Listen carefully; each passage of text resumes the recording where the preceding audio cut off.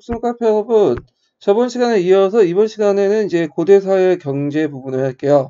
자, 2편 그 관련된 내용을 이제 볼게요. 몇 페이지 펴보시냐면 25페이지 펴보세요. 자, 1번은 다음 자료는 통일신라 후기 어느 지식인이 지은 외교문서 한 부분이다.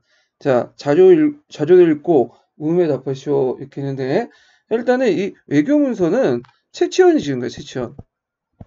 그래서 그 당시 육두품 관련된 그 사료들은 최치원 관련된 사료들이 되게 많거든요. 현재 지금 전해진 것들이요. 그래서 최치원이 그 당시 왕의 명령을 받아가지고 쓴 이름이 되게 길어요. 견숙이 학생 수령 등입 조장 이런 거예요. 그래서 이 사료는 지금 원본은 전해지지 않고요. 동문서라고 해서 조선시대 때 만들어진 그 문집이 있거든요. 예, 간찬 그 문집이 있는데 거기에 이제 그 수록되어 있는 거예요. 그래갖고 그 당시에 이제 최승원, 최승우, 예, 최치원, 최연희 등 신라 하대 육두품 활동을 이렇게 적어놓은 건데 이 사료를 통해서 이제 그 당시 그들이 이제 당나라 유학 경험과 유교 지식을 바탕으로 해서 당의 외교, 운항기구에 종사하였다는 걸 이제 알 수가 있겠죠. 그래서 그 당시 이제 육두품들은 그 진골 중심의 골품제사에 출세하기 어려웠기 때문에 일찍 이제 수기 학생을 당나라를 건너가서 유학을 했고요. 그다음에 요번에 시험 기출문제 나왔던 빈공과에 합격을 해서 학문적 능력을 통해서 이제 골품제 한계를 극복하려고 했죠. 물론 이제 이들이 귀국하고는 그게 안 되니까 이제 뭐 호적에 붙거나 아니면 최치원처럼 이렇게 바람과 함께 사라지는 식으로 예, 이렇게 해서 초야에 묻히거나 그런 선택을 하게 됐는데요. 자, 그러면 이제 그 관련된 내용을 보면요. 자, 거기 보면 A의 움직임을 예, 적극적으로 1에 참여했던 신분증을 쓰고 그 다음에 2에 참여한 이유를 25자 이내로 기수하시오. 그리고 B의 기능에 수행한 신라의 3간직이나 간부 이름을 쓰시오. 이렇게 있거든요. 그래서 이게 그 지금 A라고 B라고 되어 있는데 이게 이제 안 맞죠. 이 부분이 가나 이렇게 되는데 일단 뭐 요걸 이제 가라고 보고 예, 그 다음에 여기 보면 이걸 B를 나라고 이렇게 보고 풀으시면 이렇게 쉽게 이해가 되실 거야. 자, 일단은 그 가는 해석이 어떻게 되냐? 제가 가만히 생각해 할 건데 신라인이 당나라에 가서 배우는 것이 오직 예학입니다. 자, 여력으로 문장을 공부하고 올바른 소리를 또 언어로 변화시키는 이렇습니다. 자, 이렇게 쭉 있거든요. 그러면 이 A 문장을 이제 볼 때 당나라 유학 같다고 들어가 있죠. 그러면 참여 신분층은 육두품이죠. 그래서 통일신라 중대나 하대에 활동했던 그 기체 육두품이고요. 그 다음에 이제 이들이 왜 당나라 가서 이제 활동을 했냐? 자, 아까 얘기한 것처럼 진골 위주사 있죠. 그 당시 진골 너무 진골 위주사니까 자, 이 진골 위주의 사회에서 벗어나가지고 이걸 뭘로 극복하기 위해서 그렇죠. 학문적으로 극복하기 위해서 나갔던 거죠. 그래서 그 다음에 이제 여기 보면 그 나의 기능을 수행한 요거죠. 예, 나의 기능을 수행한 신라의 간직이나 간부 이름을 두 가지 쓰시오. 자, 여기 간직과 간부를 구분해야 되는데 간직은 버슬이죠. 예, 버슬. 그러니까 현대식으로 얘기하면 뭐 국무장관, 차관 이런 거고 간부라는 것은 간청이죠. 그러니까 오늘 현대식으로 하면 국방부, 그다음 기획원, 그 교육부 뭐 등등 이렇게 이제 간부를 얘기해요. 자, 그래서 이제 간직과 간부를 이제 보면 자, 요거 이제 이걸 풀기 위해서는 나사료를 이제 해석을 할 필요가 있겠죠. 자, 문장으로 외교 문서를 지어 신라의 결의를 아래도 저를 도와주고 있으며 언어로는 진정한 예절을 표현하며 당의 사신을 적대하고 있습니다. 그의 직함을 일러 한림이다 하며 종신토로 종사하게 됩니다. 이렇게 되었죠. 그래갖고 이제 이게 문장이 쉬운 문장은 아니에요. 좀 어려운 문장이죠. 그러면 이제 여기에서 우리는 이걸 다 해석을 하면 괜찮겠지만 실제로 이걸 해석을 정확히 하신 분들이 별로 없을 거라 생각해요. 그러면 여기에서 자기가 아는 글자들, 좀 익숙한 글자들 찾을 필요가 있겠죠. 자, 여기 찾았죠? 그 직을 뭐라고 한다? 할림이라고 하죠. 그러면 할림이라고 하면 이제 나왔죠? 이 한림이라는 건 원래 그 중국에 있는 간직이죠. 한림직이라고 해서 주로 이제 그 한림은 그 중국에서는 어떤 역할을 하냐면 당나라 이제 이후에 한제 조직이나 외교 문서의 작성, 역사 편찬을 맡아봤던 문안기구예요. 그래서 이 한림 관련된 기구들은 이제 중국에선 한림원이라고 하죠. 한림원. 근데 이제 여기에서는 한림원이라고 쓰면 일단은 예, 이거는 틀려요. 예, 왜냐면 그 당시에 명칭을 써야 돼. 그래서 통일신라 시대 때도 그 한림원 제도를 수용한 성도강 때거든요.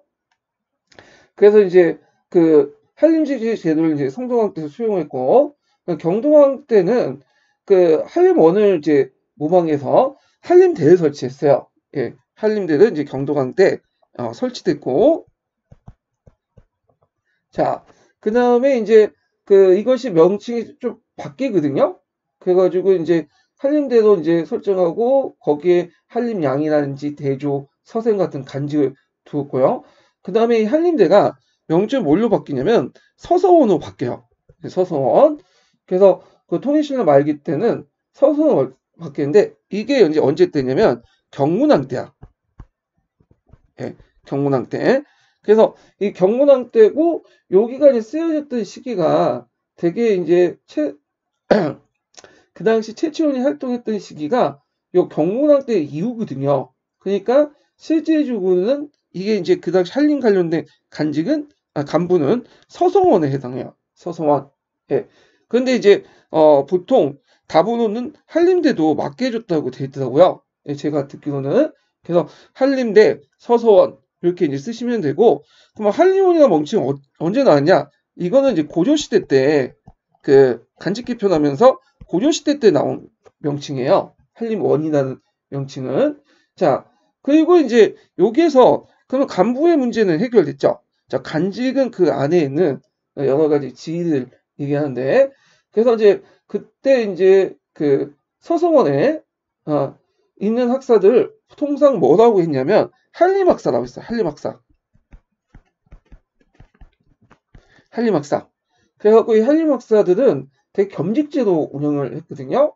그래갖고 거기에 이제 되게 신라 말기에 들어가면 하대 들어가면 우리가 알고 있는 집사성도 그 진골귀족들이 장악을 해요. 그래서 이제 외조 그러니까 국가의 공식 정의를 하는 외조들은 이제 진골이 완전히 장악했기 때문에 그 당시 왕권을 강화하기 위해서는 외조보다는 내조를 강화했어요. 내조는 이제 이 한림원처럼 문안기구를 말하죠. 그래서 이제 서서원을 이제 설치하고 거기에 한림학사를 두고 한림학사들이 내조 일도 하면서 그 다음에 왕의 명령을 받고 그 당시 그 뭐냐면 그 당시 이제 외조 일도 같이 했죠. 그래서 거기에 이제 간직에 반영돼 있어요. 그래갖고 이제 예를 들어서 이제 최치원의 신라 간직이 뭐였냐? 자, 시독 겸 한림학사, 수병시당, 지서, 서갑 이런 여기에서 병시당이라는 것은 뭐와 관련된 내용이냐면 한림학사를 이제 같이 하면서도 병부의 시당도 같이 겸직하고 있다. 그래서 시당을 같이 겸직한 것은 이 한림학사를 통해서 왕이 그들을 통제하겠다. 병부를. 그 의도였죠. 그래서 이제 이렇게 쓰시면 돼요. 자, 그래서 이제 예전에 초창기 때 이게 답이 나올 때는 뭐 우리가 이제 은하고 예부, 영계부 비슷한 간직이잖아요. 이렇게 이제 했는데 이게 이제 예부와 영계부 자체가 이제 외조 기관이죠. 그러니까 이제 육두품이 장악했던 기구가 아니야. 그래갖고 주로 이제 진국 귀족들이 드글드글 했던 기구이기 때문에 부자 들어가 있는 기구들은 좀 빼면 빼야 돼요. 예. 그래서 실제로 한림대 서서원 또는 간직국 한림학사 이렇게 답을 쓰셔야 돼요. 그래서 초창기 때는 예부, 영계부 이렇게 답을 다 넣고 이제 했지만 최근에 군 정보위원회 그 출제 교수님이 이런 식으로 이제 문제를 내셨다 이렇게 하시더라고요. 근데 이 문제가 상당히 어려워요. 신분청과 참여한 이유는 그냥 고등학교 정도 그냥 지식만 이제 보면 풀 수 있는데 여기 간직과 간부 이런 거는 고등학교 지식 가지고 못 풀어. 무슨 책을 봐야 되냐? 예. 그 뭐냐면 국편을 봐야 돼. 저도 이 관련된 근거를 국편위에서 찾았어요. 예. 제가 이제 04년도에 기출 시험 문제 봤거든요. 그래서 시험 문제 봤는데 신분증하고 참여한 이유는 맞은 것 같아. 근데 간직과 간부는 제가 생각에 틀렸어요. 이거는.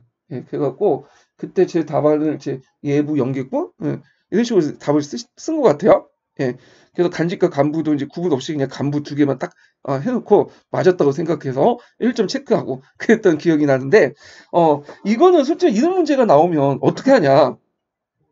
그냥 틀려주면 돼요. 예의상. 예, 이런 것들은 맞추라고 낸 게 아니라 만점 방지용. 예, 이렇게 된 거기 때문에 굳이 이런 문제를 뭐냐면 맞추겠다고 국편이 있는 그 세부적인 내용까지 다 볼 필요 없어요. 물론 이제 이 문제가 지금 이렇게 어렵게 나온 문제들은 또 나올 수 있죠. 이때는 맞춰야죠. 왜냐하면 이제 기출이 나왔으니까. 그래서 우리가 기출 분석을 하는 이유가 그것 때문이죠. 자, 그래서 이제 이렇게 있고, 자, 2번 문제 볼게요. 자, 이번 문제는 이제 신라 삼국시대 때, 그러니까 삼국시대 때네요. 예, 사회 경제에 대한 설명으로 옳은 것은, 옳지 않은 것은 이렇게 있는데, 자, 문제를 풀어보면 1번은 중앙 집권화되면서 지방 족장들이 왕권을 견제하는 합자제도가 발달했다. 예, 이거 맞죠? 그래서 이제 아까 예전에 설명한 것처럼 정사함이나 하베케이 등등 이런 것들은 왕권을 견제하면서도 왕에게 이제 부족한 힘을 메꿔주는 그 역할을 한다고 했죠. 자, 2번 문제 보면 결부제는 삼국에서 공통으로 통용되었던 토지 측량 기준으로서 파, 속, 부, 결 이렇게 단위가 있다. 예, 이거는 맞을까 틀릴까요? 예, 이거는 틀려요. 우리가 이제 결부제 하면 조선 고려시대 때 토지 측량 단위인지 알고 있잖아요. 그래가지고 파라는 것은 저도 이제 결이라는 결부 속파 있는데 파라는 것은 한 어른이 이렇게 손에 좀 잡을 수 있는 거. 그것을 10개로 묶으면 속이 되는 거고요. 그리고 속을 또 10개 묶으면 부가 되고 그 다음에 부를 100개로 묶은 것이 결이에요. 그래서 1결은 한 장정이 성인 장정이 들 수 있는 평균치 무게를 이제 결이라고 해요. 되게 이제 삼국에서 이게 뭐냐면 토지 측량 기준으로서 결부제를 시작했던 거는 신라죠, 신라. 예. 그래서 이제 신라가 이제 통일신라 되면서 이게 전국적으로 실시했던 거고 삼국시대 때는 백제와 고구려가 좀 달랐어요. 자, 백제는 이제 뭘 하냐? 두락제를 이제 실시하죠. 두락제. 그래서 두락제는 파종량을 이제 비교하는 거. 파종량. 예. 이게 아이고 글씨가 좀 안 쓰지네요. 예. 그래서 두락은 파종제인데 이거는 이제 무슨 개혁하고 관련된 강무개혁 때 그 당시 양전 사업을 하고 있었죠. 네, 강무 양전 그리고 지게 사업 할 때 이 파종량은 결부제와 함께 주요 측정 기구가 됐죠. 이거 연결시켜서 보시면 되고 그 다음에 고구려 같은 경우에는 무슨 법이냐? 경무법이라고 되어 있어요. 예. 그래서 이것은 밭의 2당 수를 기준으로 해가지고 이렇게 이제 하는 거거든요. 요때 이제 이게 결부제인데 근데 주의할 건 뭐냐면 통일신라 시대나 신라 시대 때 고조 초기까지의 결부제는 우리가 생산량의 의미가 아니라 이거는 절대 면적의 의미죠. 그래서 경무법과 거의 비슷한 개념이라고 보시면 돼요. 그래서 그게 이제 생산량의 의미로 바뀐 것은 고조 후기 때 이후죠. 그래서 이렇게 좀 기억을 해두시면 되고 자, 신라는 삼국 중에 시족적 정통이 가장 강하여 친족 공동체 기반 후대에 지속되었다. 그래서 상대적으로 볼 때 그 당시 고구려가 좀 약간 빨랐죠. 2세기에서 3세기. 근데 신라는 중앙 집권화가 이제 느리게 진행했기 때문에 6세기 때 들어가서야 뭐냐면 점점 붕괴됐다고 보고 있어요. 그냥 하나의 측측이지만 뭐 이렇게 보고 있고 자, 근데 이제 아직까지도 이제 6세기 이후에도 붕괴됐다고 하지만 실제로는 이제 뭐 진골이니 뭐 이런 것들이 계속 남아 있었잖아요. 예. 그렇기 때문에 뭐냐면 아직까지 잔존이 뒤에도 계속 여파가 있었어요. 뭐 딱 디지털 딱 이렇게 경우 1, 2로 이렇게 딱딱 나눌 수 없지만 아날로그적 방식 볼 때는 상대적으로 볼 때는 6세기 때 뭐냐면 약해졌지만 그 이후에도 잔존이 계속 남았다. 이렇게 보시면 되고 자, 그 다음에 전국의 토지는 왕의 소유라는 왕토 사상이 지배했으며 자영농민은 국가의 조세에 납부했다. 자, 여기에서 이제 알 게 뭐냐면 왕토 사상인데 이 왕토 사상은 원리 원칙대로 이제 그 경전에 나온 것대로 이제 보면 모든 토지는 누구의 토지죠? 그렇죠. 왕의 토지예요. 이제 그래서 소유권의 의미도 이제 해석할 수 있어요. 원리적으로 얘기하면. 근데 이거는 명분적이고 원칙적인 얘기고 실제는 그렇지 못해. 실제로는 뭐냐면 이거는 어떤 의미냐? 자, 소유권의 의미보다는 통치권의 의미가 상당히 크다. 통치권의 의미가. 그리고 토지의 공개념을 이제 받아들여서 국가가 언제든지 환수 가능할 수 있는 어떤 여진을 만들어주기 위한 거다. 이렇게 이제 해석을 해야 되겠죠. 그래서 뭐 삼국시대나 뭐 구의 고대 고려나 조선시대 때도 개인이 소유하고 있는 민전을 국가가 그냥 함부로 뺄 수 없어요. 어떤 그래서 그것이 어떤 이제 특정한 목적을 위해서 어쩔 수 없이 그걸 민전을 가져야 할 경우에도 적당한 대가를 지불하고 줘야 되는 거죠. 예. 그래서 요것도 이제 뭐냐면 맞죠. 그래서 옳지 않은 거니까 여기 2번이죠. 예. 그래서 신라가 아니라 이게 신라만 행했고 백제 고구려는 해당하지 않는다. 이렇게 이제 보시면 되겠죠. 자, 3번 문제 보죠. 3번. 자, 3번 문제는 뭐와 관련된 내용이냐면 그 당시 그 신라 시대 때 토지 제도의 변천 이런 거와 관련된 내용인데 자, 이 문제를 풀기 전에 잠깐 이제 그 기출 주제를 내용을 이제 보고 넘어갈게요. 자, 테마 29번을 보죠. 이게 몇 페이지냐면요. 46페이지. 예.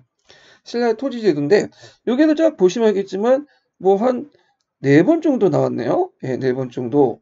근데 이제 최근에 나온 것이 이제 13년도죠. 그래서 보통 이제 3년 단위도 안 나온다는 걸 생각하면 나올 때 됐어. 이면이 이제 거의 6년 정도 이렇게 됐잖아요.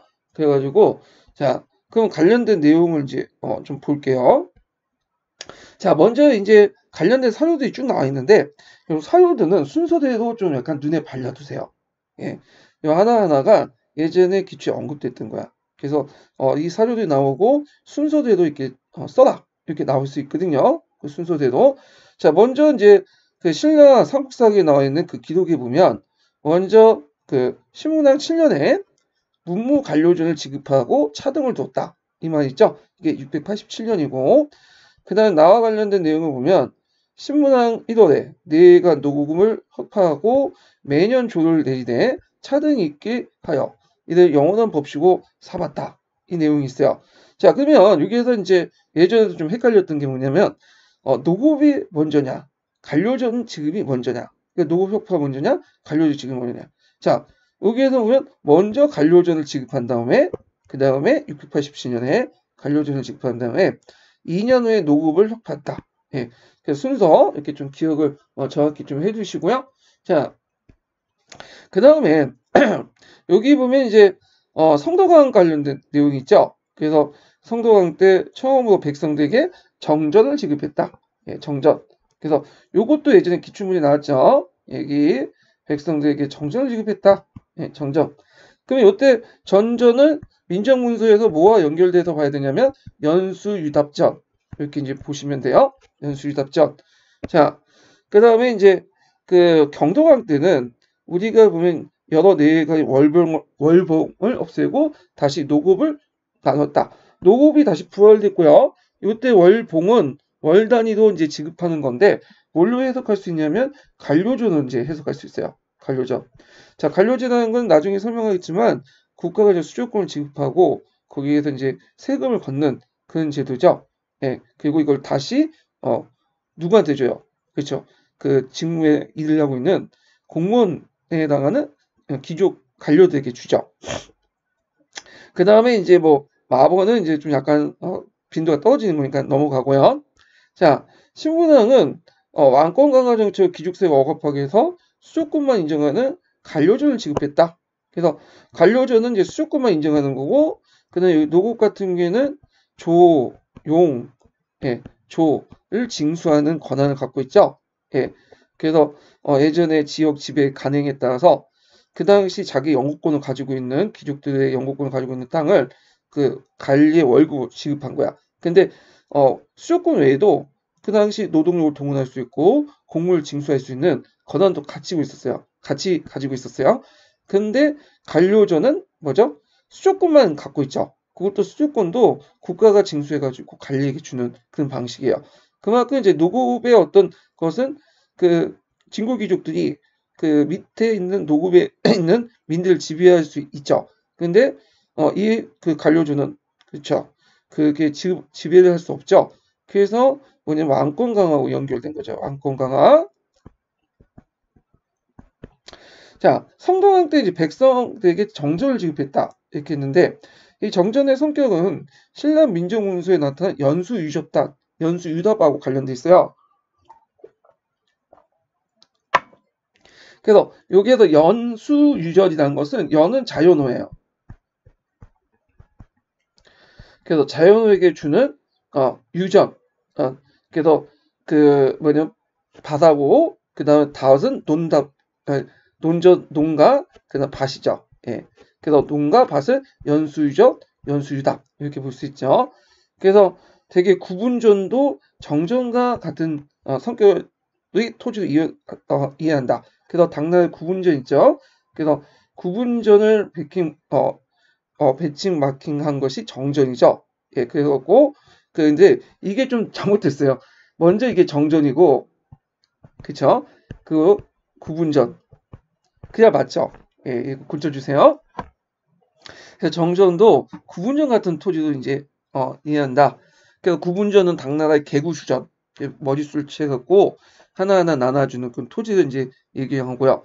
근데 이제 이 정전을 둘러싸고 학계 견해가 좀 대입된 견해가 있는데 하나는 아까 얘기한 것처럼 정전의 지급을 토지의 국제적 시각에서 예, 군전제, 구분전하고 연결됐죠. 시행을 이해를 한다. 그래서 당나라 군전제와 정전 동일하다. 토지를 지급한 거다. 실질적으로. 근데 이렇게 이제 볼 견해고, 근데 이에 반해서 이건 토지 실제 지급한 건 아니고 백성들 사유지를 법제주고 뒤에 추인해 준 거다. 이렇게 보고 있어요. 다만 토지가 없는 백성들에게 국유지를 지급하는 조치였다. 이렇게 이제 보시면 되겠죠. 자, 그 다음에 경동왕 때는 노급제가 부활됐죠. 노급제가. 자, 그래갖고 이제 이거는 귀족이 토지 지배를 견제하는 시책이 실패였고, 귀족의 토지 지배를, 그래서 귀족세의 국가를 능가했다. 물론 요거에 대해서 이제 다른 견해도 있어요. 왜냐면 경동왕 때는 하나 정책을 하고 있었잖아요. 예. 그래갖고 나름대로 경동왕 때 하나 정책을 위해서 힘이 강해졌대요. 그러니까 경동왕 입장 올 때는 뭐겠어요. 자, 이때 귀족들 불만이 많으니까 그것을 무마하기 위해서 당근 정책으로 노급제를 부활했다. 그런 견해도 있고 그 당시 부활된 노급제는 예전에 우리가 생각하는 이런 노급제, 조용조를 징수하는 그런 노급제가 아니라 관료전과 비슷한 성격일 것이다. 그러니까 수조권을 얻는 그런 거 이제 생각할 수 있고요. 그 다음에 시급이라는 게 있어요.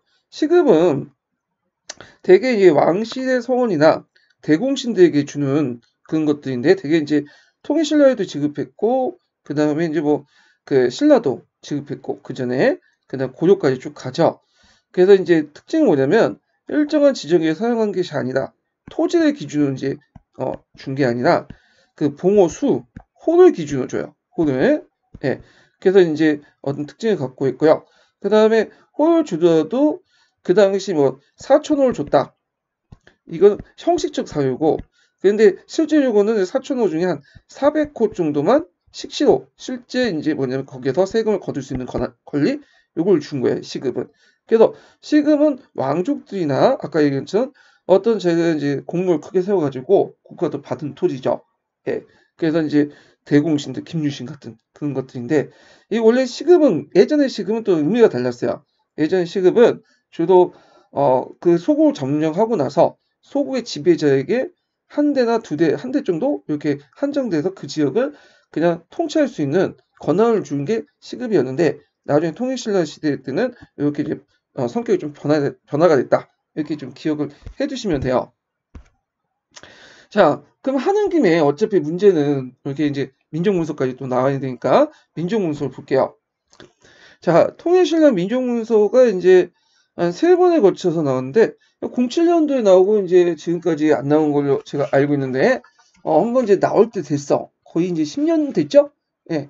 10년 넘으면 한 번씩 나오더라고요. 10년 주기설. 이런 것도 있어가지고.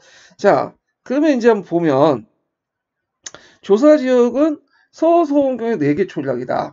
예, 그래서 보통 자연 촌락을 하나 묶어서, 한 4개 정도 묶어서 행정적 지역처럼 형성해요. 거기에 제일 높은 사람은 촌주죠.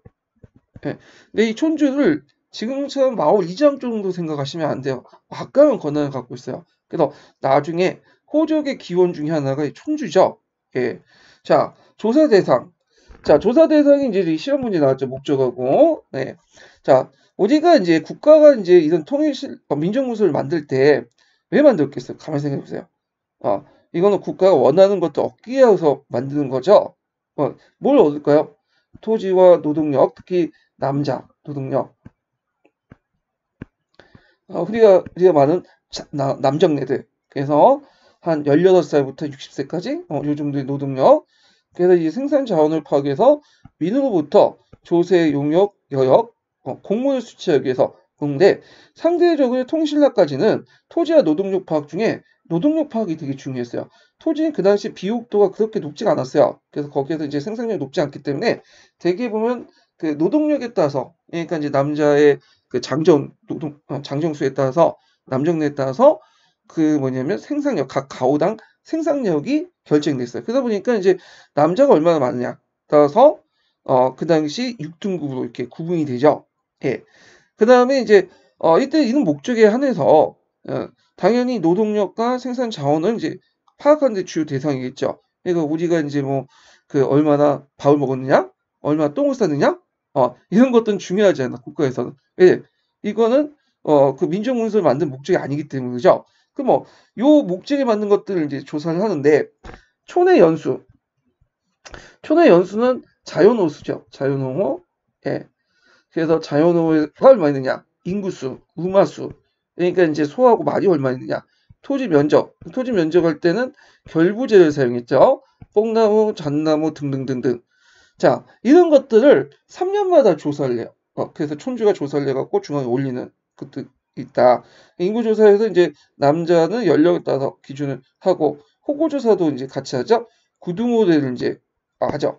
그래갖고 상상호에서 하오. 자, 인구와 토지에 따라서 이제 뭐냐면 고려하지만 남자 연령 기준에 6등급. 그러니까 6등급에서 이제 남자를 기준으로 해갖고 정남이죠. 정남을 기준으로 해갖고 중남 이렇게 있고 그 중녀 뭐 이런 식으로 해가지고 6등급을 구분을 해요. 자, 근데 여기에 주의할 것은 여기에는 노비수인데 노비수가 그렇게 많지가 않았어요. 별로 없다는 거죠. 그래서 전체 인구의 4%. 그래서 이제 백남훈 씨가 이제 예전에 그 신라 시대를 노비제 사회다. 그래서 사적 유물론에 입각해갖고 노비제 사회라고 고대 노비제 사회라고 이제 이게 노예제 사회라고 이렇게 얘기했는데 실제 노비가 실질적으로 검증해보니까 4%밖에 안 돼. 이거는 고대 사회가 노예제 사회가 아니라는 거죠. 그래갖고 이제 그리스와 로마 같이 고대 노예제 사회가 있다는 걸 여기서 보여주고 있어요. 그리고 인구와 토지의 고려 구등호인데 대개 토지보다는 인구를 더 중요시 여겨요. 그래서 남정네에 따라서 얼마 많으냐에 따라서 구등호 나누고 자, 그 다음에 이제 공연과 개연으로 이렇게 구분한다. 이렇게 이제 보시면 되는데 공연은 이제 그 뭐냐면 어떤 거냐면 공연은 두 가지 설이 있어요. 이것도 이거 원래 뜻은 자연호 있죠. 연을 묶고서 이제 하는 것을 공연이다 이렇게 했는데 하나는 이제 그 아까 얘기한 자연호설 그러니까 자연을 묶었다. 그게 아니라 이제 편호설 해갖고 어떠한 이제 그 뭐냐면 목적으로 해갖고 보호법처럼 이렇게 묶었다. 어떤 기준으로. 그래서 근데 자연을 자연스럽게 몇 개 묶은 것이 공연이다 이렇게 보고 있고요. 그 다음에 개헌은 이제 포셈에 있는 건데 계산된 호죠. 그래서 그 계산을 쉽게 할 수 있도록 그 당시 예를 들어 1등급에서 이제 9 등호까지 있으면 이게 몇 점? 1점, 2점, 3점, 9점 이런 식으로 해갖고 더해가지고 요 총량을 전체 파악할 수 있도록 이렇게 한 것이 개헌이다. 이렇게 이제 보고 있죠. 자, 그 다음에 민족문서 내용을 통해서 그 당시에 그 토지 운영 방식을 이제 유추해 보면, 물론 요거에 대해서 여러 가지 설이 있어요. 근데 이제 이 설은 이제 그 있긴 있지만 보통 통론을 이제 한국사 통론을 기준으로 이렇게 얘기를 할게요. 자, 일단은 토지는 그 절대 결부제가 기준이고, 이때 결부제는 생산량이 아니라 이 당시엔 토지의 절대 면적이었죠. 그 다음에 이제 사용 용도에 따라서 답, 전, 마전 이렇게 분류하죠. 그래서 이제 있고, 답이라는 것은 논을 말하는 거고, 아니 이거는 요거죠. 예, 갑자기 생각이 안 나는데, 예, 논을 말하는 거죠. 논을. 저는 밭을 말하는 거고, 마전은 이제 뭐냐면 마전은 그 당시에 이제 마포를 많이 생산했으니까 대마 이런 것들 생산하는 키우는 그 밭을 말하는 거죠. 그 다음에 기속관계 여부에 따라서 연수유답점, 촌주유답, 간모저답, 그 다음 내시형답, 마전 이렇게 분류하고요. 경작 방식은 좀 약간 지금의 기준하고 좀 다른데, 예를 갖고 이제 민전은 대부분은 뭐야? 개별 경작이에요. 가족 단위 개별 경작이죠. 그래서 있는데 보통 공유지가 있어. 마을 공유지, 간무답, 뭐 내시형답, 마전 이런 것들은 공동 경작이야. 그러니까 우리가 이제 수조지를 설정할 때 조선이나 고조시대 때는 여기 민전에다가 설정하죠. 이 수조지를. 근데 그 보통 그 고대에서는 그 수조지 설정할 때 공유지에 설정돼요. 여기 어디에 해당할까? 그렇죠. 여기. 예. 여기에다가 이제 수조지를 설정하죠. 이것도 이제 수조권을 볼 수가 있죠. 그래갖고 이제 이런 특징을 갖고 있다. 그래갖고 농민들이 여기에서 한 3, 4일 일하고 공유지에서 2, 3일 일하고 거기 생산량을 간모답 같은 간에 같이 갖다 바치는 토지고, 내시형답은 내시형에게 바치는 간료준이라고 보고 있어요. 자, 근데 여기 좀 특이한 게 민전에 속하지만 촌주 위답 같은 경우에는 수조권을 갖고 있어. 수조권. 자, 이거는 어떤 의미일까요? 자, 촌주 위답은 촌주가 가지고 있는 토지라는 뜻이에요. 자, 그래서 촌주가 오래전부터 가지고 있었던 민전이지만, 여기 수조권 설정했던 그 민전의 수조권 설정했다는 건 촌주는 여러 가지 자벽에 면제해줬다. 네, 그러니까 공유지 가서 일을 안 해도 돼요. 촌주는. 그리고 촌주 위답은 다른 그 민전은 개별 경작이죠. 자기 토지는 자기가 토지에 경작하는 데 반해서 이 촌주 위답 같은 경우에는 그 여기 있는 그 민들이 와갖고 대신 뭐냐면 공동 경작을 해줘. 예. 그래서 이제 그 공유지와 함께 공동 경작하는 특징이다. 이렇게 이제 보시면 되고. 그래서 이제 수치 방식 같은 경우에는 그 연촌, 자연호를 기준으로 조세 수치하고 부역을 동원하고요. 하나의 지역촌은 4개 그 자연촌으로 구성이 되죠. 여긴 행정촌이죠. 그래서 내시형답은 공유지로서 수도권에 설정되어 있다. 자, 지목들 하나하나 분석을 해보면 촌주위답은 4개 자연촌 곳에 한 곳에 있고 집중되어 있다는 거죠. 자, 내시형답과 구분해서 연수유답전에 포함되어 있는 간료전이 있다. 그러니까 이제 촌주위답은 민전 성격도 가지고 있지만 촌주 자체가 어떤 성격을 가지고 있어요? 그쵸? 이 사람도 이제 관료로서, 왜냐면 그 관리로서 일을 하고 있잖아요. 그래서 이런 내시형답과 함께 관료전 성격을 가지고 있다. 그 다음에 국가 관유주인 관모답, 관리에게 주는 내시형답, 관료전을 이렇게 추정하고 있고요. 그 다음에 여기 좀 눈여겨볼 연수유답전인데, 자, 연수유답 아까 설명했던 민전이죠. 연이 받아서 가진 전답, 정조를 추정하고 있고요. 그 다음에 농민, 정나무가 소유한 토지로서 조세를 납부하고, 조세를 납부하는 방식은 자기 토지에 생산하는 걸 납부하는 게 아니라 공유제가 갖고 일을 대신 해주는 방식이야. 이걸 어떤 방식이죠? 네. 예전에 그 중세시대 노동지대라는 게 있었죠. 이거와 비슷한 방식이야. 물론 완전하지 않, 이건 지대지만 이건 엄밀한 노동지세죠. 예. 그래서 보통 지세의 변천 과정은 처음에 노동지세처럼 이렇게 노동력을 떼우는 거고, 나중에 현물로 떼우고요. 그 다음에 뭐가 급납파. 예. 이런 방식으로 넘어가요. 그러니까 노동력 떼우는 것은 고대시대 때, 현물 떼우는 것은 조선 전기 때까지, 그다음 급납파는 18세기에서 한 19세기까지 이렇게 이제 이루어지죠. 자, 그래서 이제 그 농민이 토지의 소유 주체였고, 이 토지는 아무도 건들지 못했어요. 함부로. 왕도 사상이 있었지만 왕조차도 농민의 원래부터 소유하고 있는 경쟁했던 토지를 함부로 뺏지 못했다. 네. 그래가지고 이런 것도 있었다. 소유권이 보장받았다. 예, 이런 것들 이제 같이 기억을 해두시면 될 것 같아요. 예전에 시험 문제 07년에 나왔던 부분이죠. 자, 그리고 이제 또 보면 아이고 이 넘어가기가 좀 힘드네. 자, 그 밑에 보면 이제 뭐와 관련된 내용이 있어요. 그렇죠. 총과 관련된 민정문서 내용이 있죠. 그 민정문서 내용 한번 눈에 발려두시고 자, 삼국시대 농업 부분을 좀 볼게요. 자, 이거는 14년 2차 기출에 나왔던 건데 뒤에 이제 문제 풀어보겠지만 일단은 여기에서 그냥 한번 살펴보는 식으로 할게요. 자, 철기 생산도 농업 생산의 증대로 개별 농가가 이제 철기 생산이 가능하면 개별 경작이 가능하죠. 그래서 농업 경영 단위에 선정했다. 예전에는 음락 공동체 단위로 해서 공동 경작이 됐어. 이건 어느 나라 마찬가지예요. 왜 공동 경작을 했을까요? 그렇죠. 생산력이 낮아서. 철기가 사용하기 전까지는. 그러니까 토지의 사유화가 이루어지지 못하죠. 공동 경작을 하다 보니까. 자, 하여튼 삼국시대는 철기가 농기구가 널리 보급됨으로써 개별 경제가 가능했고 경제적 부를 축적하는 등 신분 상승이 이루어지고 다양한 계층으로 분할됐다. 자, 이 농업 기술 이제 발전 과정을 보면 고구려 일찍부터 쟁기가리가 시작됐고 그 다음에 4세기 때 고구려의 진영과 풍토에 맞는 보습을 사용했다. 보습은 한번 검색해서 보세요. 직접 눈으로 보는 게 나을 것 같아. 자, 백제 같은 경우에는 벽골제를 만들어줬고요. 이 벽골제는 고려도 만들어줬고 조선까지 계속하죠. 그 다음 철제 농기구를 개량하여 농농사를 발전시켰고 신라는 지제왕 때 우경이 시작됐다. 이런 기록이 있죠. 그리고 이제 수의시설에서 보리에서 쌀로 바뀌게 되죠. 후경은 1년 또는 수년 동안 후경을 했다. 아직까지 12법을 만드는 기술이 미숙했는데 필요가 없었기 때문에 후경한 거죠. 왜냐면 땅은 널려있고 인구는 적은데 굳이 10일 할 필요 없겠죠. 10일 하는데 거기에 시간 들이고 돈 들이면 오히려 손해일 수 있어. 자, 철제 농기구도 이제 많이 만드는데 쟁기, 호미, 갱이, 보습 등등등등 우리가 이제 눈에 귀에 익숙한 그런 것들이 많죠. 그래서 이걸 통해 노동력 절감과 1인당 경제 면적이 확대됐다.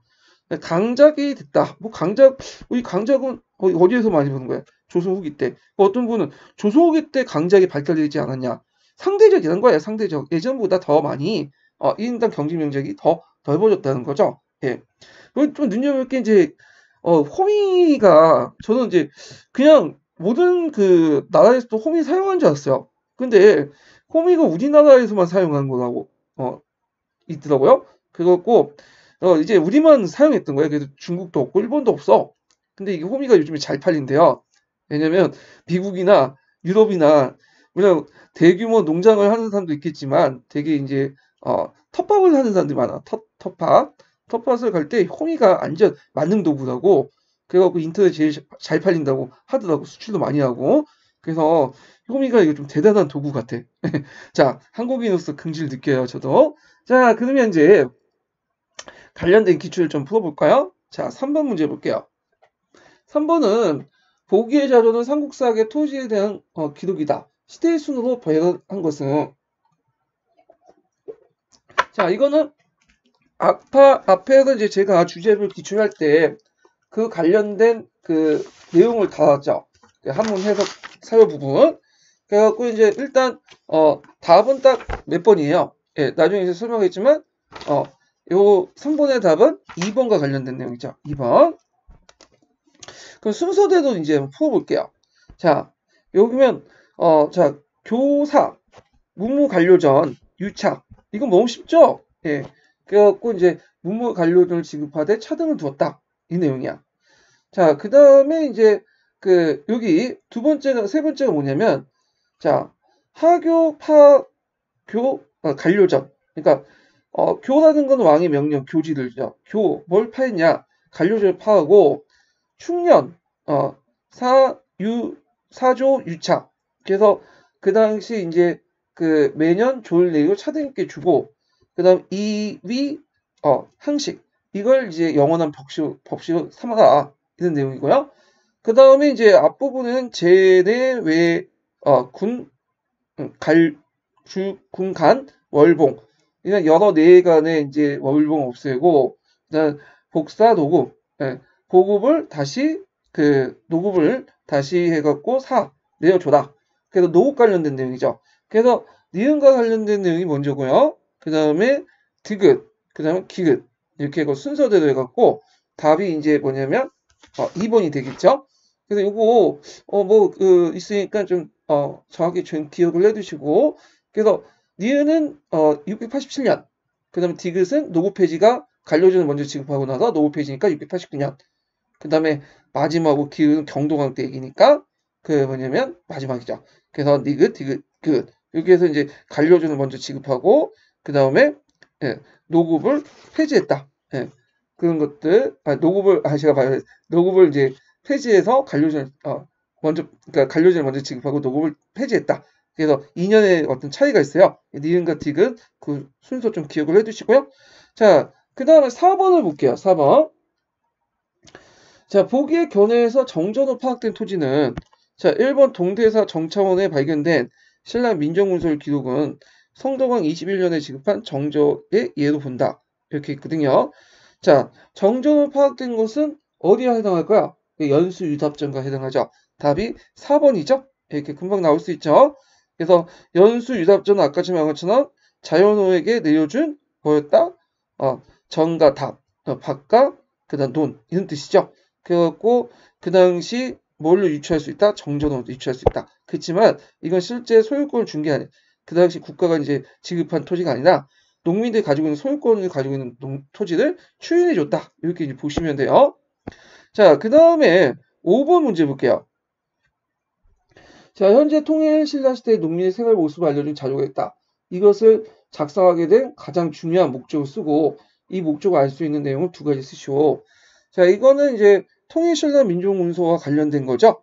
금방 쓸 수 있는데 자, 통일신라 민족문서는 어떤 목적? 조세징수와 노동육동원 이렇게 쓰면 되죠. 조세징수와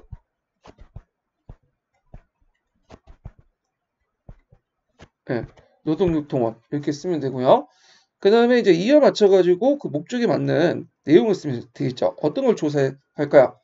토지의 종류와 면적, 그 다음에 인구, 가오, 노비의 수, 3년 동안의 사막, 이동, 이런 변동사항들 이제 쭉 정리를 해주시면 될 것 같아요. 자, 그래서 이제 이렇게 있고, 근데 6번 문제 볼게요. 6번 문제. 자, 자료 A의 밑줄친 가와 같은 구체적인 용어를 쓰고, 그 다음에 밑줄친 나와 같은 성격의 그런 토지를 자료 B에서 보이는 토지 명칭 중에 찾아 쓰시오. 이렇게 있거든요. 자, 요거는 이제 아까 얘기한 것처럼 민족문서와 이제 비보사상 이런 것들과 이제 관련된 내용들인데 6번을 보면요. 자, 왕을 만들 땅을 구하기 힘더 사찰 자리에 능을 만들기도 하였다. 자, 사찰 재앙의 땅을 변화시켜 그 다음에 만듦으로써 오랫동안 세상 어려움을 구제할 수 있고 무덤은 능력의 사상을 갖춰야만 만대에 거쳐 경사가 있게 된다. 자, 여기서 사찰 재앙의 땅을 변화를 시켜서 복된 곳을 만듦으로써 오랫동안 세상의 어려움을 구제할 수 있다. 이거는 이제 풍수 사상에 뭐와 관련된 거냐면 비보 사상이에요. 비보. 근데 비보는 뭐냐? 자, 이건 우리나라만 있는 건데요. 중국은 땅이 넓기 때문에 풍수지에 맞지 않으면 그냥 버려둬요. 근데 우리는 땅이 좁죠. 그래서 이 땅이 이제 좁기 때문에 이걸 이용을 해야 돼. 비보 사상은 땅이 가지고 있는 자연의 기를 인간의 인위적인 심에 의해서 조절될 수 있는 주장인데 기가 모여 있는 곳과 기가 흩어져 있는 곳에 사찰 등을 건립함으로써 기를 풀어주고 모아주는 역할을 해요. 이렇게 인위적인 어떤 심을 가는 것을 무슨 사상이냐? 비보 사찰설을 얘기해요. 그래갖고 이 비보 사상이나 뭐 직위세왕설, 그 다음에 이제 관련된 풍수지설 다 이제 우리나라의 풍수 도참설 이런 것들이 그 풍수지설은 그 중국에 건너왔지만 이렇게 비보 사상, 그 다음에 직위세왕설, 풍수 도참, 풍수사상과 도참이 연계에 연결된 사상들은 자 우리나라 고유한 풍수 사상이죠. 이런 것들이 특징이다. 그 다음에 이제 여기 보면 왕공이지만 왕공 공전이다. 자 이게 무슨 뜻이냐? 왕토 사상에 따라서 원칙상 왕의 소유권을 갖고 있지만 실제 공전은 아니다. 이거는 뭐냐? 자 이때 왕공의 소유권을 갖고 있다는 건 명분이고요. 실제는 통치권이고 공전은 아니다는 것은 이건 소유권이 없다는 뜻이죠. 왕에게. 그러면 왕에게 소유권이 없고 민에게 소유권이 있는, 그렇지만 민은 그 소유권 있지만 왕에게 통치되는 그 대상 땅을 민이 갖고 있는 이런 토지들 뭐라고 하죠? 연수유답전이라고 민전에 해당하는 거죠.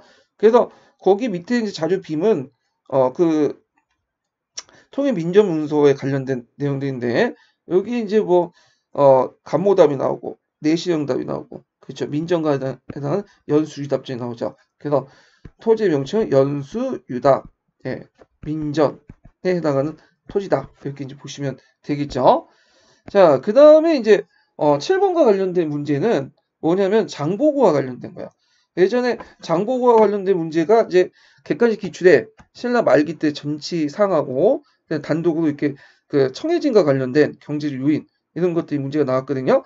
그러면 장보고와 관련된 그 내용을 한번 기출 주제에서 보고 넘어갈게요. 자, 통일신라 시대 때 여러 나라들과 무역을 했지만 그 중에 제일 중요한 나라가 당나라야. 예. 그래서 그다음에 청해진이나 여기 청해진 위치 정확히 아시죠? 이 진도 부근이죠. 그다음에 당성진, 영암, 울산 같은 경우에는 통일신라 시대 때 최대 무역항이에요. 여기 예, 울산. 자, 그다음에 이제 신라 시대 때 당나라 무역항은 어디죠? 예, 당항성이죠. 예, 그런 것들 이제 구분해서 보시고. 자, 그다음 해외에서 신라인들이 많이 들어갔기 때문에 중국에 중국인들이 위해서 이제 뭐냐 살고 있는 신라인들의 어떤 자치 지역들이 많이 발생이 됐어요. 대개 보면 상동반도 이렇게 연안 지역, 강남까지 이렇게. 예. 그래서 여기에 거주하면서 신라가 무역 이런 식으로 돼서 이제 먹고 사는 그런 사람들이 많았는데 신라방이라는 것은 신라인들의 집단 거주지죠. 그래서 방자가 부른 것은 그 시방제라고 아시죠? 예, 시방제. 그래서 당나라에 시방제가 있었는데 이 방으로 이렇게 나눠져 있어. 그래서 방마다 이제 뭐 직업이나 그다음 계층별 이렇게 구분해서 사는데 신라방은 신라인들만 모여 있는 방이에요. 예, 그런 것도 있었고 그 방에 있는 그 방장은 신라인들 중에 당나라에서 임명을 하죠. 그 다음에 있고 그 다음에 신라방에 생긴 신라인 감독기관, 신라 소저 요와 연결돼서 이제 보시면 되고 그다음 신라인들 그다음에 불교를 많이 믿었기 때문에 사찰이 있었어. 신라인만의 사찰. 그래서 지금도 미국에 가보시면 이제 뭐 한인타운이나 이런 데 가보시면 되게 교회를 중심으로 해갖고 이제 사람들이 결집됐죠. 한인들이. 예, 기독교 안 믿어도 그 한인 커뮤니티가 이렇게 형성됐기 때문에 당연히 교회를 가는 수밖에 없어. 자, 하여튼 이때 절이 있는데 그 중에 제일 유명한 절이 적산 벅하온이죠. 요거 외워두세요. 시험 문제 나올 수 있어. 그 다음에 신라간이라고 해갖고 신라가 이제 이거는 직접 자기가 만든 거예요. 일종의 영사관과 비슷한 지금인데 그래서 중국 당나라 상동반도의 덩조우에 설치한 사신의 유속소 이렇게 이제 신라간이고요. 이거 비슷한 게 바대간도 이렇게 비슷한 게 있었죠. 예, 바대에서 직접 만든 바대간이 있었고 일본과의 무역은 통일 이후에 일본하고 이제 신라 간의 경계 사이가 별로 안 좋았어요. 예, 뭐 백제를 친 원수다, 점령 원수다.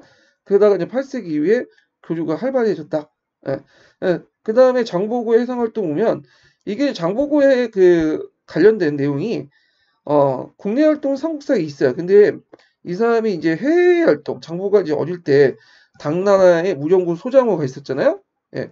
그리고 이제 그 뒤에 군대 나와서 적산 법화원을 세우고 그 다음에 당나라, 신라, 일본 간의 무역을 해가지고 돈을 이제 많이 쌓았는데 자, 이 내용이 어디 있냐면 예닌의 입당구법 순례행기에 있어요. 요거 꼭 외워두세요. 이거 이제 교과서에 좀 많이 나오는데 입당구법 순례행기는 뭐냐? 자, 당나라에 들어가서 법을 구해서 진리 구한 과정을 기록한 기록문 이런 뜻이죠. 그래서 이제 그 앞에서 봤던 이제 중국의 이제 장보고의 이제 해상 활동이 쭉 나오는데 거기 이제 당의 무정군 소자도 이사도를 토벌했죠. 이사도는 고구려 유민 출신 이정기의 그 손자 정도 되는 사람이야. 그래서 상동반도 지역에서 활동했던 큰 군벌 집단인데 이들이 이제 신라 네트워크망을 장악을 하고 있었어요. 중국하고 신라 간에. 그런데 이제 이걸 대신했던 사람이 장보고예요. 자, 하여튼 그래서 이제 장보고가 귀국하니까 그 당시 이제 설치된 것이 청해진이죠. 흥동왕 때. 그리고 이제 그때 해적 속탕을 하고, 요때 해적은 이제 일본 사람이라고 생각하는데 일본 사람들 없었고 신라 해적들이 되게 많았어요. 그래서 기록에 보면 신라 해적들이 뭐 대마도, 이끼섬 막 공격하고 그 당시 그런 기록들이 많았거든요. 자, 그래서 당나라 일본과의 무역 독점을 같이하고 정치 세력을 성장해서 신문화 원조해줬다. 그렇지만 정부에 보낸 연장에서 암살되고 청해진이 해체됐죠. 자, 청해진이 경제적 부상의 요인이 뭐냐? 이게 14년 기출문제에 나왔어요. 이게 뭐냐? 여러 가지 이유가 있지만 일단 딱 지형을 보세요. 청해진인데 여기 딱 이렇게 중국과 일본을 연결시키는 곳이죠. 그래서 지정학적으로 볼 때 중국과 일본은 교대 요충지 역할을 했다. 그다음 해적 퇴치를 위해서 상승 보고가 필요했다. 왜냐면 해적을 퇴치하고 어느 정도 이제 왜냐면 이 바다를 안정화시켜야지 상인들이 평화롭게 무역을 할 거 아니에요. 예. 그래서 지금도 예전에 원나라 때도 마찬가지. 원나라 때 동서교류 활발했던 게 뭐예요? 군사력을 장악했고 치안을 안정화시키고 그렇기 때문에 가능했고 지금도 그 역할을 미국이 하고 있죠. 미국이 이제 뭐 항공모함이나 막대한 군함이나 비행기 등등을 통해서 항공기 통해서 바다나 하늘을 장악하고 일단 경찰 국가 역할을 했기 때문에 지금 이제 뭐 자유롭게 교류를 할 수 있어요. 자, 그 다음에 이제 이 외에도 신라반과 신라소 등 당대 신라인들 연결돼 있고요. 그리고 당과 일본과의 무역량의 증가 등 이렇게 있고 그 다음에 또 여기는 안 나왔지만 여기 이제 진도의 부근에 강진이라는 곳이 있어. 강진이 예전 도자기 예요. 지금 그 당시 도자기는 오늘날만 반도체야. 그래갖고 도자기 생산지이기 때문에 여기에서 이제 도자기 구워가지고 일본에 수출하는 등 여러 가지 부를 쌓을 수 있는 기회가 있죠. 생산 산업단지가 있었던 거기 때문에 또 뭐냐면 청해진이 또 부각될 수 있겠죠. 그러니까 다양한 배경이 있는 거야. 부상 요인에는.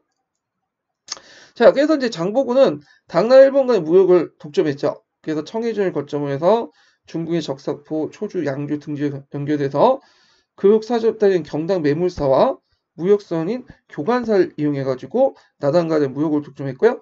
일본은 해역사를 파견해 교육 활동하고 하카타 무역소를 설치했다.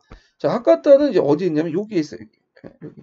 되게 한반도에서 그 일본을 건너갈 때 우리가 여기 보니까 길이 되게 많은 것 같죠. 여기도 가고 여기도 가고 이렇게.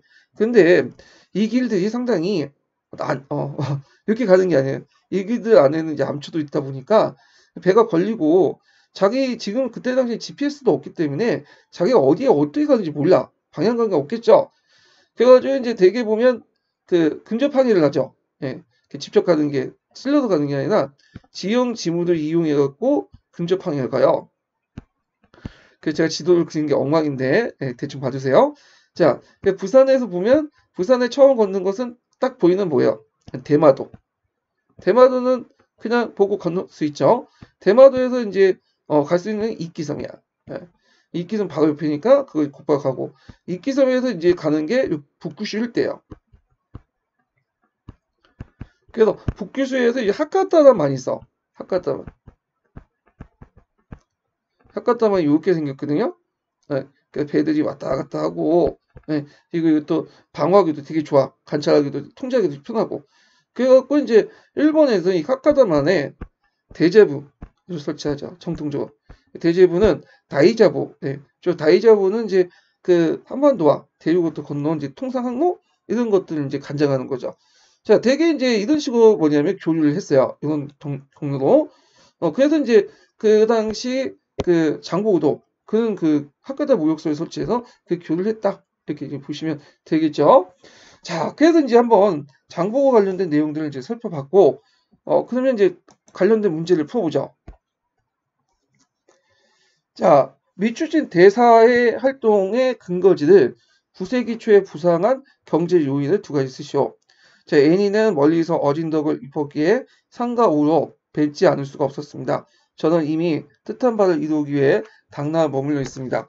부족한 이상이 다행히도 대사께서 이제 발언하신 곳에 머물 수 있었던 것에 대해 강복한 마음을 달리 비교해 말씀드리기 어렵습니다. 제가 고향을 떠날 때 직구제의 대수가 아마 태수가 그럴 건데 대수가 되어 있네요. 예. 태수가 편지 한 통을 주어서 대사에게 바치라고 했습니다. 자, 그래서 애닌의 입단 구보 순례기에는 이제 애닌이 이제 장보고를 더 많은 도움을 받았기 때문에 거기 장보고 얘기가 많아. 자, 여기에서 이제 대사한 건 누가? 장보고죠. 그래서 장보고가 귀국하자마자 그 당시 흥동왕 때 1만 명의 병력을 요청하고 자신을 대사로 불려달라고 했어요. 아마 그 당시에 신라 없는 간직인데 아마 중국에서 이제 보고 배운 것 같아요. 자, 그러면 여기가 대사가 활동했던 근거지가 어딜까요? 당연히 청해진이죠. 활동의 근거지 청해진이 신라 말기 때 9세기 초에 부상한 경제 요인. 아까쯤 얘기했지만 여러 가지 요인이 있을 수 있죠. 자, 중국과 일본의 중개 무역을 이제 중심지 역할을 했고 지방 세력을 통제할 수 있고 해적 같은 걸 통제를 할 수 있다는 거. 그다음에 아까처럼 이제 그 당시 첨단 무기 생산물이었던 그 당시 제품이었던 도자기 생산 근거지가 인접됐다. 강진 중심으로 해서. 그래서 이렇게 이제 쓰시면 될 것 같아요. 제가 그래서 기출문제 분석에 그 당시 뭐 항해도도 여러 가지 이제 써놨어요. 그래서 보고 그냥 참조하세요. 뭐 여기까지 나오진 않을 것 같고요. 자, 장보고 문제도 14년에 나왔기 때문에 5년 지났죠? 예. 그래서 시험 문제 나올 수 있으니까 좀 봐두시고요.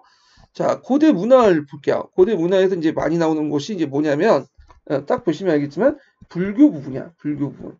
예. 상당히 많은 부분을 불교사에 이제 치중을 하고 있어요.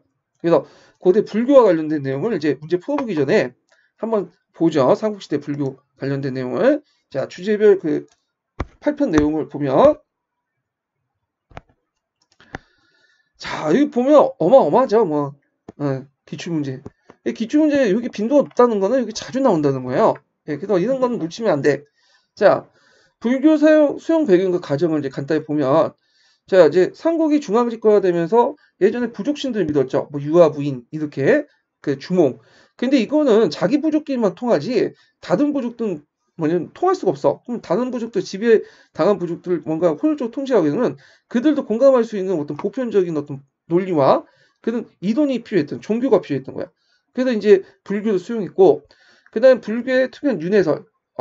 그래서 그 자기의 이제 뭐냐면 신분은 그 전생에서 결정된다. 자, 이런 것들은 왕이나 귀족의 어떤 그 자리를 정당화시켜 주죠. 내가 전생에 열심히 일을 했기 때문에 좋은 자리에 태어난 거고 너희들은 못났기 때문에 전생에 업을 잘 싸우지 못했기 때문에 뭐냐면 잘 태어나지 못했다.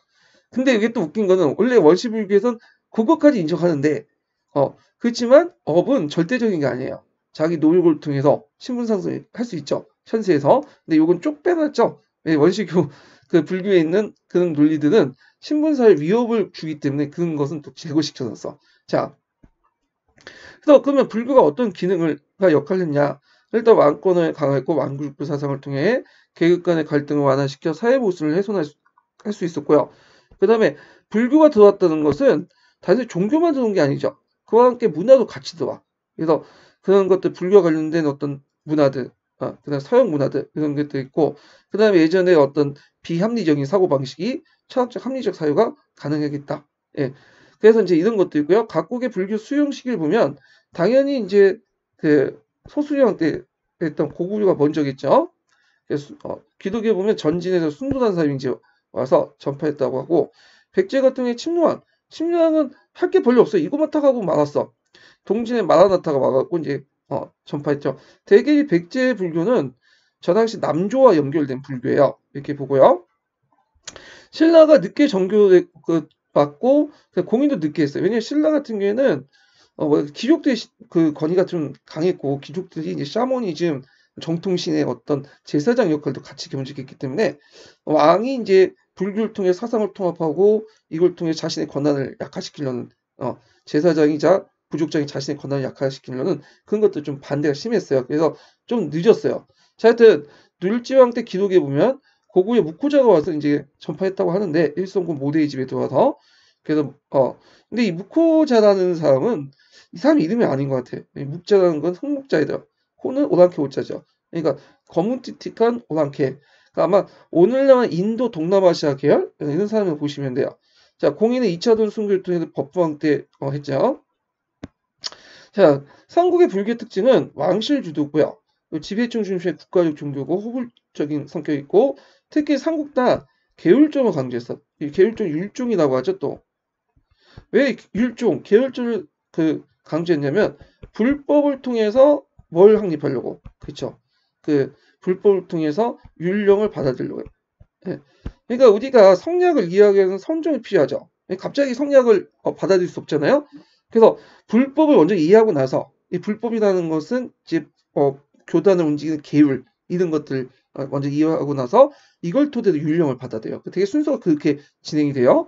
그래서 이제 있고 그리고 이제 그 호곡불교적 성격을 볼 수 있는 게 백자간해나 그 다음에 항룡사 구충국탑 이런 것들 볼 수 있죠. 신라에. 자, 각국의 이제 불교 특징과 수용 가진 거 보면 고구려 제일 선진적이죠. 예, 그래서 북조, 남조 다 받아들였고 그 다음에 이제 서양과의 문화교를 통해 모방적 미시적 성격을 면했다. 그래서 자기 나름대로 이제 다양한 문화를 접하다 보니까 합리적 기준이 있는 거야. 그래서 이걸 받아들일 수 있었고요. 그래서 되게 이제 불교를 받아들이는 그 순서가 중국의 불교의 발전 단계가 거의 일치돼요. 예. 그래서 중국의 불교의 발전 단계 나중에 얘기하겠지만 3단계도 있죠. 1단계 뭐냐 이거는 그냥 불교 이해 못하니까 노장 사상을 통해서 불교를 이해하는 거야. 이걸 무슨 불교라고 하죠? 그렇죠. 격의불교야. 그래서 고구려도 요 1단계가 보이죠. 격의불교. 그래서 예를 들어서 도교의 무예 개념을 가지고 불교의 공을 이해하고 도교보다는 정말 노장 사상이라고 보시면 돼요. 이게 정확한 말이에요. 도교는 이제 종교의 의미고 노장은 이제 사상의 의미죠. 자, 하여튼 있고 그 다음에 2단계는 뭐냐? 2단계는 인도 불교를 받아들이는 거예요. 인도 불교. 그래서 정통 인도 불교를 받아들인 거고 서약 승려들이 와가지고 이제 받아들인 위진남북조 시대 때 관련된 내용인데 요거와 관련된 게 여기죠. 삼동종이나 섬론종은 인도 오리지널 불교예요. 그래서 삼동종은 중간학파에 관련된 거고요. 그 다음에 섬론종은 유식학파에 관련된 거고. 자, 그 다음에 중간학파, 유식학파는 제가 본강의 시간 때 기본 심화 강의나 다른 강의 때 설명 많이 해놨어요. 그거 참조해야 돼요. 여기에 설명은 너무 길어져. 그 다음에 3단계 뭐냐면 중국에서 중국화된 불교죠. 자, 중국화된 불교 중에 대표적인 경우가 뭐냐면 청태종이라든지 그 다음에 뭐 선종 이런 종류인데 고구려도 이 청태종을 받아들였어요. 근데 여기에는 이제 받아들였다는 건 교단 자체가 온 건 아니고요. 청태학이나 학문이 들어온 거죠. 그리고 그 당시 그 영계소문이 불교를 이제 탄압하기 시작이죠. 불교와 연결된 귀족세력들과 연결됐기 때문에 그래서 대신에 도교를 이제 내세워요. 그래서 보독이라는 승려가 도교에 대항하고자 만든 불교의 종파가 있어. 이게 열반종이거든요. 자, 나중에 보독이 이제 피신다죠. 그래서 백제와 신라 불교에도 영향을 주죠. 고구려에서 이제 백제는 이제 망명가죠. 자, 백제는 상대적으로 귀족층이 이제 주로 수용했고, 왜냐하면 남조의 불교를 수용했죠. 남조의 불교 자체가 이제 귀족 불교예요. 왕권보다는 북조에서는 왕권을 강조한 데 비해서 여기는 남조는 귀족 불교적 성격을 갖고 있고, 그 다음에 이제 왕법에 비해 불법의 독립성을 강조하고 경익 같은 사람이 계율종을 대표적인 계율종의 대표적인 삶이죠. 신라는 무당과 같은 제사장의 위치를 벗어나지 못하고 신라왕대 불교 수용할 때 예국주의, 왕권과 미신적 성격이 상당히 강해. 그 고구려 불교가 좀 대주적인데 왜냐하면 신라는 소백산맥 이남에 있었죠. 그러다 보니까 외부로부터 어떤 여러 문물들을 받아들이지 못해. 그래서 불교를 끼고 받았는데 뭐 문화적 토대가 너무 낮다 보니까 불교를 어떤 식으로 이해하냐면 토속신앙 안에서 이해를 해요. 그래서 불교와 토속신앙이 스팝됐다고 하죠. 여기 스팝. 스팝은 물리적인 어떤 결합이 아니라 화학적 결합 이런 것들인데 완전히 일심동체로 묶어놓는 거야. 이렇게. 그래서 무예 기능의 승려를 담당했고 그래서 뭐 승려가 백자간에와 팔간을 주관하고 팔간의 제체가 이제 그 불교 행사하고 여러 부속신앙 이런 것들 결합된 행사죠. 그리고 주술하는 주가 대신에 향가를 지어서 주술적 기능을 담당하고 중이란 칭은 무에 뜻하는 차차옹에 남아 있는데 이게 이제 나중에 파생된 나오죠. 무, 차차옹, 웅, 그 다음에 중 이런 말로 이제 변화됐다. 자, 그 외에도 이제 여러 가지가 있는데 여기 밑에 보면 성덕과 진덕여왕이 즉위했죠. 왜냐하면 이제 다른 나라에서 여왕이 없어요. 근데 신라는 있어. 신라가 있었다는 건 뭐냐면 그 신라는 예전부터 여자들이 제사장 역할을 많이 했어요. 왜냐하면 여자는 신기가 있다. 그래서 그렇게 했고, 그러다 보니 그런 환경에서 성덕이나 진덕왕이 상대적으로 이제 여성의 리더가 이제 예전에 제세동도 했으니까 왕도 이제 할 수 있다. 이런 분위기가 형성될 수 있었겠죠. 뭐 이렇게 했고, 본지수적 사상. 본지수적 사상은 뭐냐? 본지는 이제 부처나 보살이죠. 수적이라는 것은 토속신이야. 부처나 보살이 뭘로 전환됐다면, 그렇죠? 그 토속신으로 전환해서 나타났다. 예. 그리고 신라는 예전부터 그 부처님의 그 영역, 그 관련 인연된 그 곳이다. 그래서 사정지설, 불국토설 뭐 이렇게 주장하는데, 그 다음에 그 진흥왕은 전륜성왕 개념을 강조했죠. 그래서 이제 전륜성왕은 이제 미대 부처였던 미륵분이 내려올 때 그 전에 내려왔던 이제 그 성왕을 정릉성왕이 하는데, 이 정릉성왕은 마오리아 왕조 때 아소카 왕이 강조됐던 거예요. 여기에서 이제 그 여러 부족들 통합하기 위해서 아소카 왕은 다드마 통치를 강조했죠. 불법. 그때 자기를 전륜성왕이 했어. 그리고 그 사항들이 그 신라하고 마찬가지로 이제 신라도 이제 여러 부족들을 통합하다 보니까 자신을 전륜성왕에 내세워서 뭔가 이제 그 통치를 하려고 했던 거죠. 예. 그래서 뭐 아들을 동륜과 사주를 명명하고 하랑도 하고 이게 예전에 기출문에 나왔던 거죠. 그다음에 불교 왕명 왕족불 사상에서 그 당시 법화왕이나 진덕여왕까지 쭉 불교식 왕명을 사용했고, 그 다음에 이제 진중설이라고 해서 보통 이제 그 석가모니의 왕실이 뭐죠? 크샤트리아죠. 그래서 자기도 마찬가지로 그냥 크샤트리 집안과 마찬가지로 진종이다. 그래서 크사트리아 진종은 동일하다. 찰제지라고 보죠. 크사트리아를 찰제 집안이다. 이런 식의 진종설이야. 우리가 진짜 크사트리아 집안이고 그 다음에 석가 왕씨가 동일하다. 이렇게 이거죠.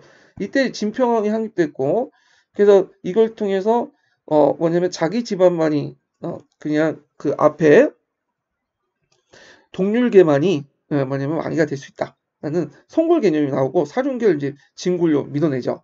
자, 뭐 이런 것도 있고 백자간이나 교단 조직, 행정조직과 불교조직이 거의 일치해요. 왜냐하면 그 당시에는 신라가 미숙했기 때문에 행정 조직을 제대로 만들지 못하고 불교 조직을 이용해서 행정 조직을 시켜놨죠. 이건 뭐냐면 그 당시 불승들만이 그 글자를 알 수 있어요. 행정 문서를 처리할 수 있고, 그러다 보니까 교단도 그렇게 이제 그 불교 조직 이용할 수밖에 없겠죠. 자, 이거는 유럽 사회도 보여요. 중세 시대 때 그 유명한 카을 대제가 있었죠. 카을 대제가 여러 정복 활동을 했었잖아요. 근데 이 사람은 정복 활동을 하면서 선교 활동도 같이 했어. 그래갖고 곳곳에 이제 뭐냐면 수도원이나 아니면 그 교회를 세워요. 그리고 나서 거기를 일종의 행정 거점을 만들거든요. 그건 그 이유가 뭐냐면 그 당시 글을 읽고 해석할 수 있는 사람들이 되게 수도사들이나 신부밖에 없었어요. 그러니까 그들이 이용할 수밖에 없었죠. 행정 조직을 이용하려면. 그 다음에 이제 신라의 종파를 보면 계율종이 있죠. 자장이 대표적인 사람이죠. 금욕종인 생활 이런 것들을 강조했고, 그다음 성륜종은 인도 유식학과 연결됐고요. 자, 그 다음에 이제 통일신라 시대 때 불교인데, 이거 되게 많네요. 예.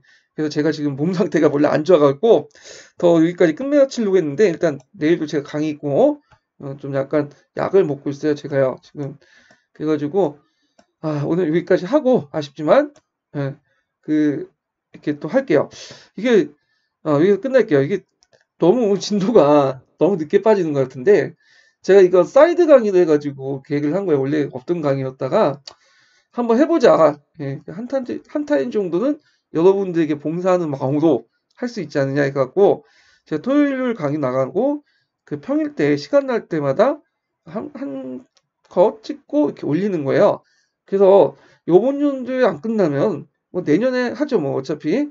예, 그래갖고 내년까지 뭐 계속 할 거예요. 그래서 요거 순서가 좀 느리다. 난 빨리 지금 공부를 해야 되는데 하신 분들은 그 제가 17년 강의가 있어요. 17년 기출문제 강의. 그때 이제 기출문제만 분석을 했거든요. 그때.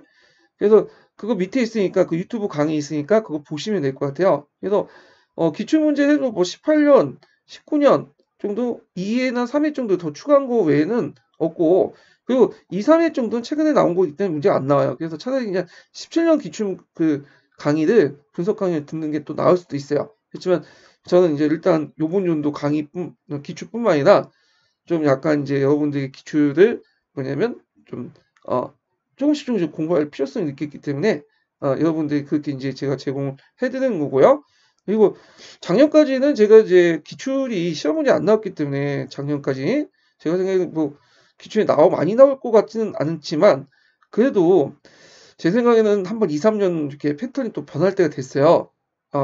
작년까지 되게 어렵게 나왔다, 기출 안 나왔다, 역교를 제하고 그런 말이 있지만 제가 이제 이게 저는 수십 년 동안 했거든요. 십몇 년 동안 거의 2002년부터 이제 제가 인구 공부를 했으니까 2020년 거의 18년. 웬만한 학원 강사보다도 제가 좀 경력이 좀 많은 편이에요. 예. 그래가지고 그 패턴을 볼 때 되게 동일한 패턴 그대로 가지 않더라고요. 출제진이 바뀔 때마다 또 시험 제도가 또 바뀌어, 유형이.